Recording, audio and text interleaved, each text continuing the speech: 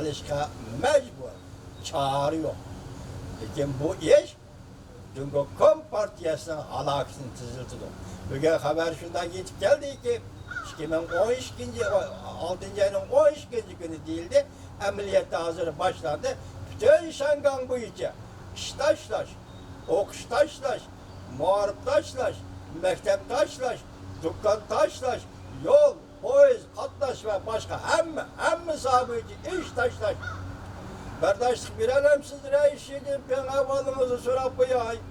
Eğer Şangan'da iş taşlaş bir saat devamlı şıdıkan olsa, Şangan'ın İktisadi hayatı kandak balayı afet yetkili de eğer Şangan'ı şu balayı afet yetkilse bu cungo kuruluğu kandak tesir görürsü de berdaş bir elem sıra iş yedim ben çıkıldallaş biri Govingo'nun körsetkeyi yolunu dallabeleş çıkınsa Amerika hoş bir ştatlardan Prezident Trump'ın körsetkeyi yolunu dallabeleş lakin bu dallaştığın için siz o tarafa çıkıpla Şangan'da zorballık payda kıldınız, kallık dokunuş payda kıldınız, endi bunun cevapkarlığını sizge Xudo ko'rsatib berdi.